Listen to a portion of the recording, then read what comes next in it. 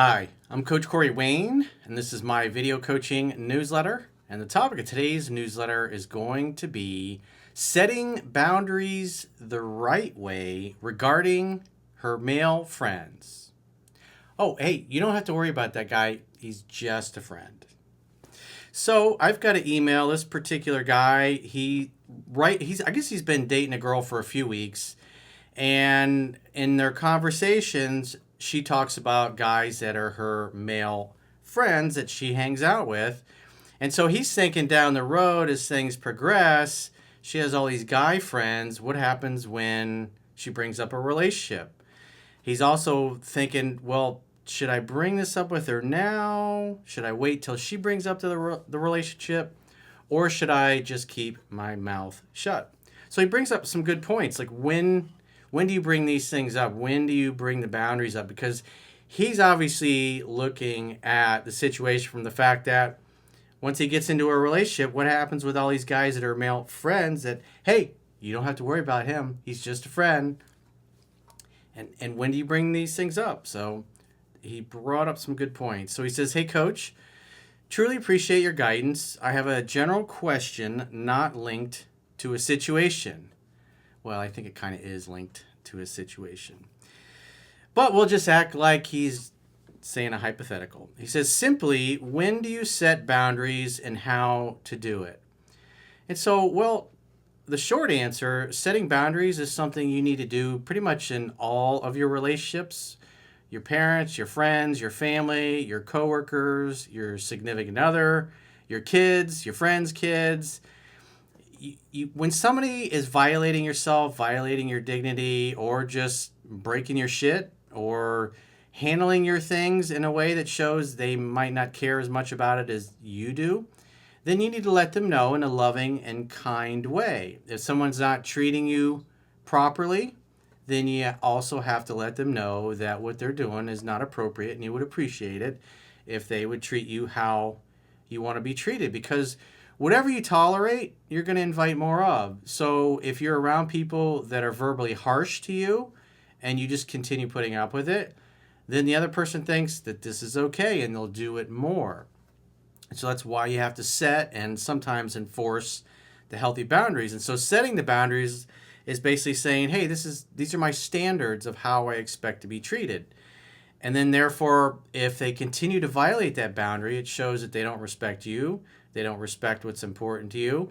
And obviously, they're not doing things in a way that shows that they care about you or your needs, your wants, your desires, or your code of conduct, if you will. And in that case, if they violate your boundaries, then you got to enforce it, meaning that you got to create distance between them and you. Sometimes it may entail having a family member that's treating you inappropriately, or what oftentimes happens when you mix families together, meaning that you have your girlfriend or your wife, and then you introduce her to your family, or you spend time with her and your family. And invariably, sometimes you're going to have people in your family or your peer group that just aren't going to like who you've chosen to be with.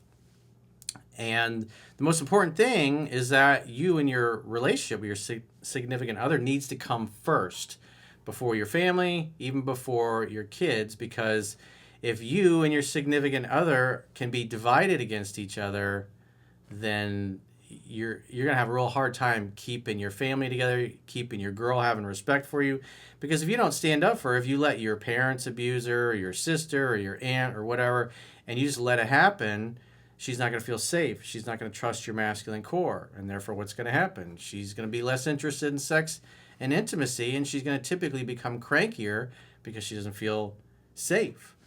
And so there's many instances where you're going to have to set and enforce the healthy boundaries. And so with that in mind, he's got a pretty short email here, but he brings up a good point. It's like, when do you say something? Because the other thing is you're in the vetting process. And remember, people can hide who they are for about the first 90 days of a relationship.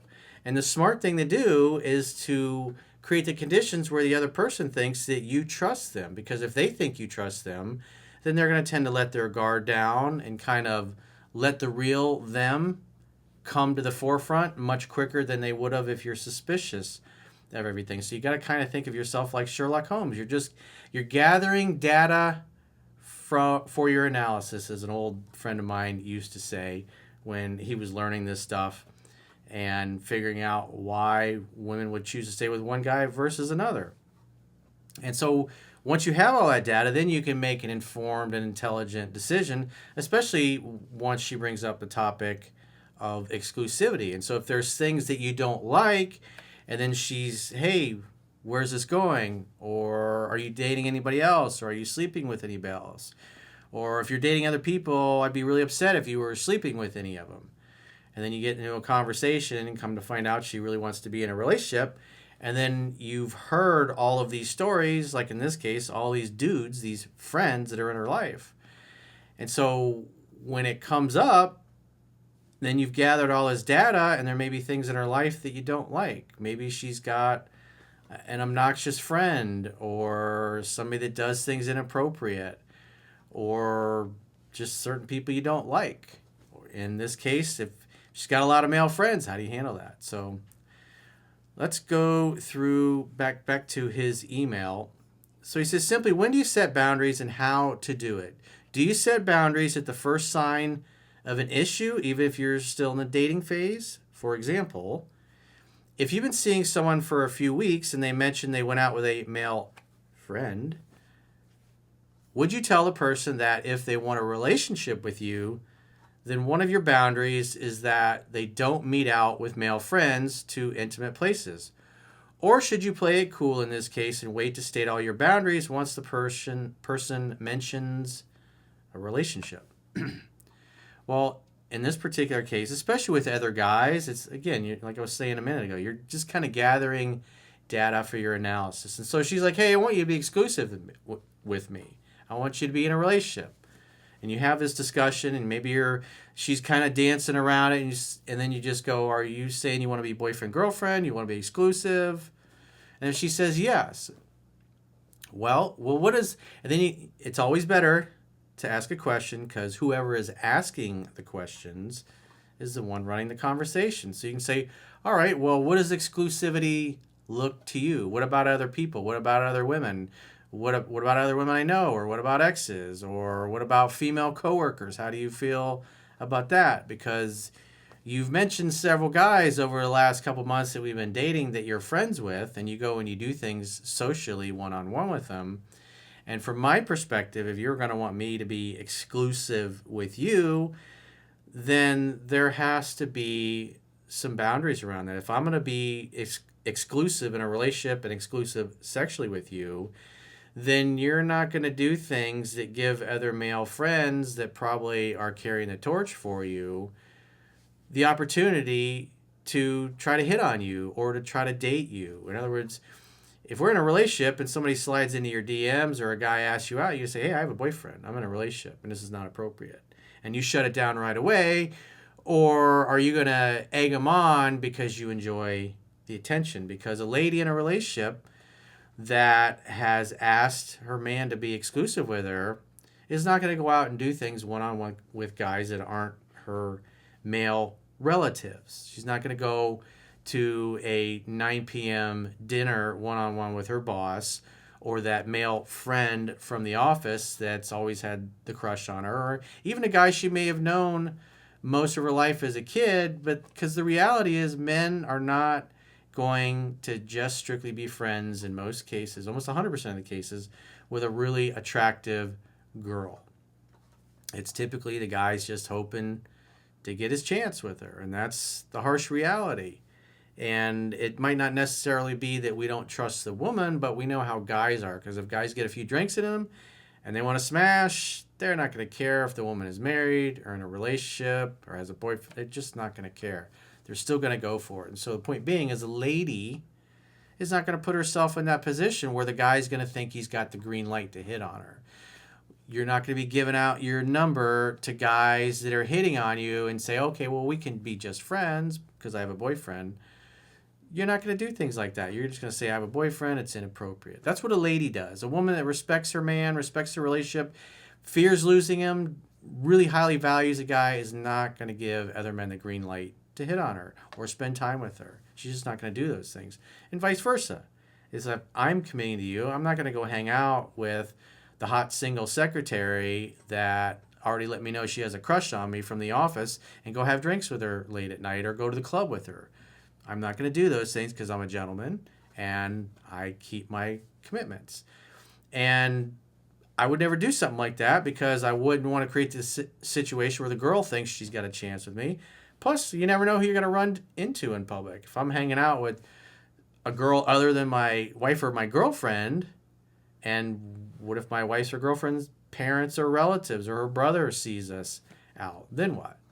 So you're just not going to do those things. And so that's the time to have that discussion. It's you got to think of it in terms, this is a negotiation. You're negotiating the terms of your being willing to be exclusive and become her boyfriend because she has brought it up. And so there's some conditions with that. And these are my conditions. It's like all those dudes that your male friends, you shouldn't be texting with them late at night. It needs to be platonic. That means and professional. It's strictly during the day. If we're hanging out and we're on a date at 9 o'clock at night and one of your male friends is texting you, hey, what are you doing? I expect you to be giving me your full undivided attention at our dinner date, not texting some male dude that's carrying a torch and hoping someday that he's going to get a chance to sleep with you. So simple things like that. So that's when you bring these things up because she's saying, hey, I want you all to myself. It's like, okay, well, here's my conditions for you having me all to yourself. Now, if you've only been out, let's go back to his email. He says, for me, it would be hard if someone did something I didn't like and mentioned it to me without saying anything, even if we weren't officially together yet. I think it might set a bad example that I'm okay with that once they eventually do ask for a relationship. No, because at that point, you're just checking them out. You're vetting them. You're trying to see who they are, what they're all about. Does this person seem to value loyalty, monogamy, exclusivity? What are her friends like? Is she hanging out with a bunch of single girls, or is she hanging out with a bunch of girls that are in relationships but they're cheating on their significant other and wanting to go to the club and basically acting like they're single even though they're in a relationship? Because you are who you associate with. And so again, if you're only a few weeks in and you start behaving this way, then she'll start hiding things from you. Again, it's much better for her to think that you're totally cool. And so because you don't have to agree to anything. If you're just kind of casually dating and hooking up, you're just kind of friends with benefits, meaning you can date other women, sleep with them, and she can date other guys and sleep with them. And for her to want you all to herself, there's got to be some conditions. And after a couple of months of dating, you should have enough info on her to determine whether or not she'd be a good candidate for that and judge her character properly. Because if you make a bad choice, it's on you. You're the one that let her into your life. So like I was saying, it was just better if you wait until she brings up the exclusivity talk, because then you've had time to gather all your information and your data together and kind of see how she is over the course of a couple months. Does she keep her word? Does she show up on time? Does she respect you? Does she respect your authority? Is she a good communicator? Is she easygoing, easy to get along with? Or does she always have some kind of drama going on in her life with her friends or family? Always some kind of conflict going on. And so whenever you get together, you spend the first hour or so of your time together listening to her share what the latest update is on some drama with somebody else in her life. I've always preferred easygoing, easy to get along with, because life is hard enough. There's enough difficult things that are going to happen to us in life to put up with somebody that's just kind of acting like a ratchet. So, but that's, especially around this particular issue, that's the best time to bring it up. So if you got a question or challenge and you'd like to get my help, go to understandingrelationships.com, click the products tab at the top of your screen, and book a coaching session with yours truly. Until next time, I will talk to you soon.